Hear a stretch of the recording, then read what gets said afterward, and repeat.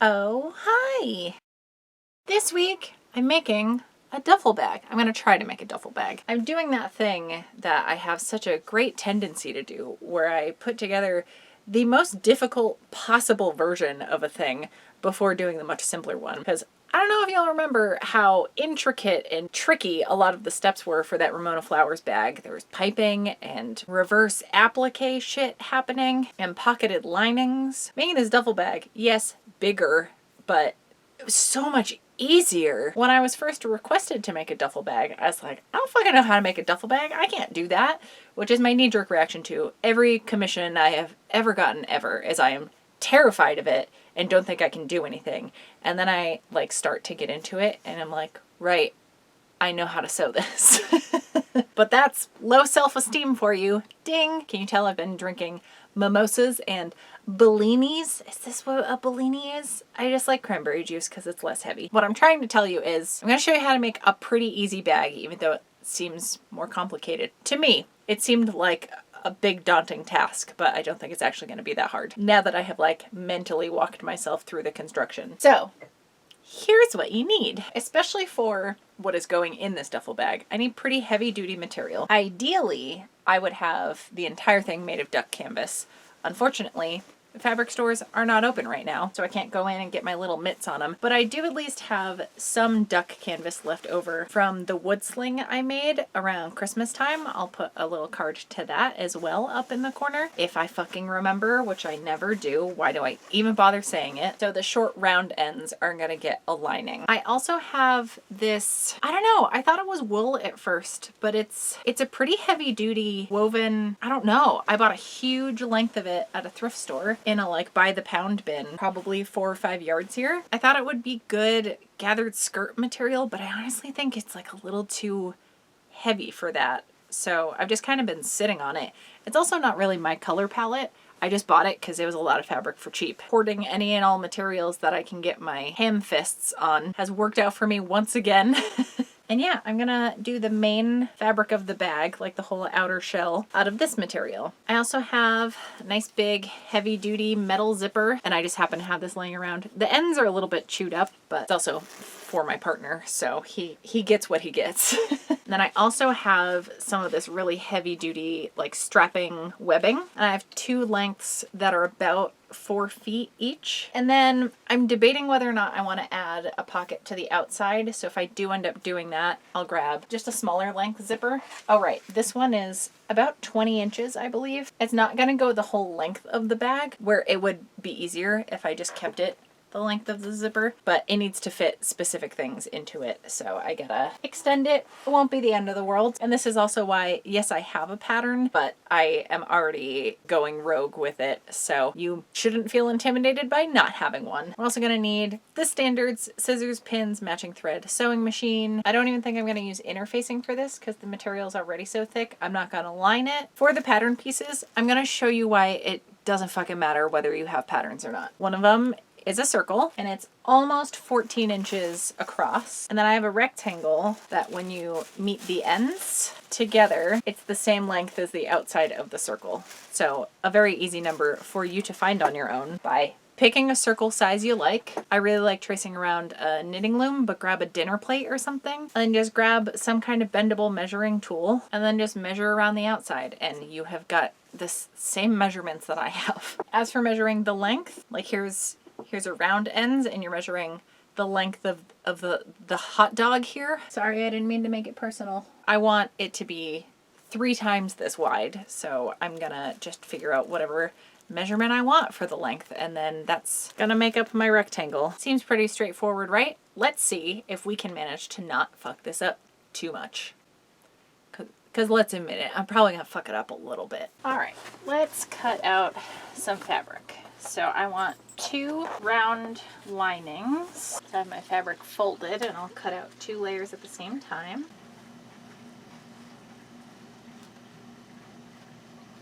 And now I'm cutting out the length of the bag here. This way is what's gonna be, it's the circumference of the circle. So as I mentioned, I wanna make this a little bit wider, longer, extend the hot dog. So I just found the halfway mark, I move this down, put a pin here. I'm definitely the first person to ever think of this, where the beauty of using a plaid is I have straight lines I can follow. So I just marked the bottom of the circumference and then put another pin where this ends. The fold of the fabric is up here, so it's gonna double in length, width, whatever we're calling it, gonna double in bigness. And yeah, I'm just gonna cut along these lines. I like that I have my cutting mat under the fabric and I'm not even using it. Ta-da! And now I've got this big piece. Now I just need 2 circles out of this fabric for the outer layer of the ends. Okay, so I have my 2 of the lining and then 2 of the plaid for the circles, and then my 1 big piece. Oh my god, I am making this so much harder on myself because I'm straying from the pattern but still trying to kind of follow the basic construction steps, but it's not working in the same way. All right, so here's where I'm at. This is why I title these things Making Chats, because I don't know what I'm doing. Remember when I was all, I can make that. I know I can. I have a new battle plan, but I've been struggling with trying to figure out these little end cap things for the zipper, because the zipper doesn't go all the way to the end, where if I was going by the pattern it would, and then this part would just be stitched into the side seam when we attach the round bit, but that is not what is happening here. Just trying to fuck with inserting like a little tab that would close this up, but why don't I just do, even though I've done all of the sewing and serging, it's still intact enough I can just sit and unpick it and insert the zipper the way I did on the Ramona Flowers bag. I've fucking done this before. Why am I overcomplicating things? Okay, so it's the next day. Rather than confuse anybody with how I tried to attempt it before, I'm just gonna show you the tried and true method. So, as previously mentioned, I have a zipper that is not as long as the length of the hot dog. Rather than fighting with tabs at the ends, which I've never done before and it wasn't looking good, I'm gonna fold this in half. I'm gonna pick my spot. Again, the beauty of plaid is you can just like pick a row and that's gonna run through the whole thing. So I'm gonna pick this dark brown row. And I'm gonna take whatever material, the more durable the better. And I'm gonna cut it a little bit longer and a little bit wider than the zipper. Okay, so here's my strip. It's about 3 inches wide by, yeah, a little bit longer than the length of the zipper. So I'm gonna find the midpoint of this, lay that on top, center it across that line we picked, put it in place. And you're doing this right sides together. I'm gonna find the center of my zipper, place that in the center. I'm just gonna mark where it ends. Okay, so I have a mark at each end where the zipper ends. Then I'm gonna draw a line down the center, so 1.5 inches in, all the way down. And now, this is a metal zipper, so it may have to go a little wider. The width of the zipper teeth is about 1/4 inch. I'm gonna go about 1/4 inch away from this center line, draw a big box all around. Okay, in case I did a shit job explaining that, as I tend to do, this is what I meant. Let's make it a big rectangle, but not wider than the zipper, because we're gonna be stitching it kind of underneath this. So I did teeny tiny stitches. Really want this to stay in place. And now I'm gonna take seam ripper to get this started. I take scissors with like a nice sharp point and cut along that center green line right here. So cutting right along there and then also up into the corners. So you wanna go right to the stitch line, but not through. Don't go through it. Okay, so we've got this big giant scary hole in the middle of our fabric. Great. Now we're gonna take that lining bit, turning it to the wrong side. So the right side of the main fabric is gonna look like this. And I'm gonna get my iron because that's gonna help this. So I'll kind of press it into that shape and keep this edge under there the whole way. I'm gonna do a row of top stitching just to keep this all in place, so around the entire rectangle. Okay, so since both these fabrics fray like crazy, because they're just like heavy duty wovens, I serged the edge of this lining bit that's flipped in, and just so none of this edge, which is the cut edge of the right side of this material that we flipped under, this will also fray, and I really want this to be super secure. I'm doing another row of stitching, like a full 3/4 inch over, just to make sure I'm encasing this in there. Probably being overcautious, but this is gonna need to be like as heavy duty as I can make it. Okay, so here's what it looks like from the outside. This is what the underside looks like. Okay, so now we're gonna lay this wrong side up and put our zipper right side down in our little channel we made here. So it's gonna peek through like this on the front. Is this making sense? Do you see where all of that was heading? It's magical. I love this technique so much. I don't know why I didn't do it first. I'm gonna put a bunch of pins in here, but then I'm gonna sew from this side with my zipper foot. Okay, things got kind of wonky, but like, it's fine. You know what? It's probably because I did that thing I was complaining about doing last video where I like sew in a zipper. I go down one way and up the other, and like that's how things get cockeyed. Okay, so listen, I had a stress dream about this fucking zipper, so I redid one of the sides, so it's sitting more even now, and it looks better, and I'm glad I took the time to do it.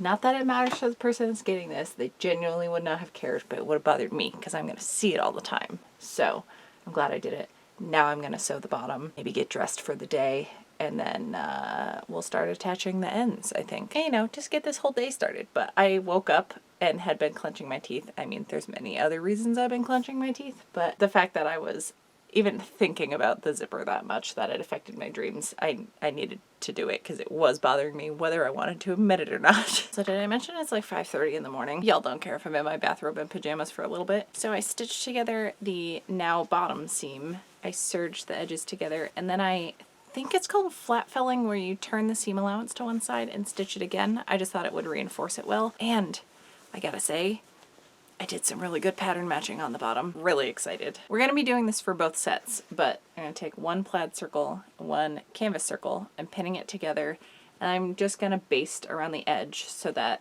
I'm making it become like one layer. Okay, so I have my basted circles, and I put it right sides together.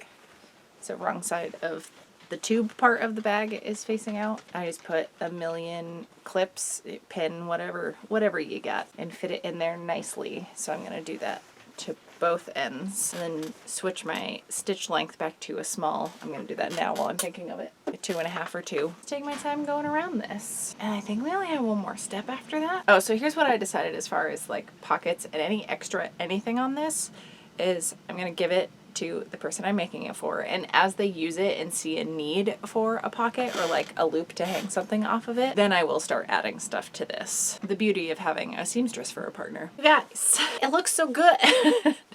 Look at the ends. I did that same flat felling thing. Okay, let me show you the inside. So I stitched it all together, and then I serged the edge once it was attached to the rest of the bag, and then yeah, I stitched the seam allowance to like this part of the bag just to strengthen that seam. And it also is making this look nice. Also, hi, I got dressed. You're welcome. I even did my hair, which I've been doing a lot more since I cut it myself. There are a couple spots on here, just because the zipper was a little shredded, that I'm gonna hit with fray check just to ensure it's going to hold together. I'm also gonna hit the corners just because this is such a like thick weave, like the threads are really thick, though it is tightly woven, if that makes any sense. I just want to stay ahead of any shredding. I'm going to let the fray check set.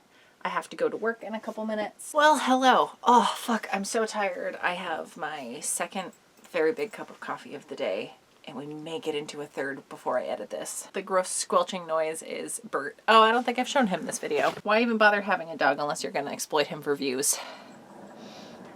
But he just ran around outside with me after we went on a very short car ride, just for the sake of going on a short car ride. Anyways, the very last step is to attach the straps, my friends. We're so close to the end. I don't know why I didn't just do this like before work one of the mornings. Not that I'm gonna give myself crap for it, but it feels like a bigger step in my head, but I know it's just gonna be 4 rounds of like the box stitch and we're done. So I have these positioned, I don't know, like half a foot apart, 8 inches apart. All right, I have both sets of straps pinned where I think I want them to go. I think I should overlap them across the bottom, so these will be a little bit shorter. Yeah, I don't think I want to go any wider than that. I think that'll be good. Okay, this was a good little test fit. So I'm gonna do pretty small size stitch, and I'm gonna do that box stitching. I'll show you again when I'm done so you know what it looks like. My dudes.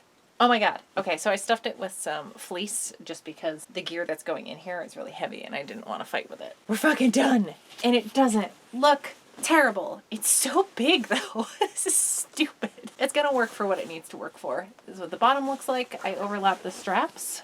And that's the box stitch I was talking about, where you literally are making a little X. And yeah, I attached the straps probably halfway up. Honestly, for once, better than I was expecting it to look. Very often I get this like image in my head and it almost always falls short of that, but not this time, motherfuckers. All right, I am going to go keep the outro nice and short because my brain is dead. My brain is gone. It has disappeared. It left for sabbatical. Undetermined time as to when it will be returning. And just fucking thanks to all of you for sticking around. Man, that sounded really mean. Like, fucking thanks, guy. Thank you for hanging out. I really, really appreciate the company. Obviously, everyone that donates to my Patreon and my Etsy. Well, you don't donate to my Etsy, you buy things from my Etsy, but still, the support. I appreciate the support is what I'm trying to say. I don't think I'm going to do a live stream tomorrow because this is happening. I'm short-circuiting and going to take another week off of doing that. But I will see you back here next Friday with another video. Thank you so much for hanging out. Can you tell it's allergy season and I'm doing the my eyes are irritated fast blink thing and looking towards the studio lights? It hurts a lot. Oh, and the weird hand things are starting. Okay, time to go. I gotta figure out how to take a picture of this now.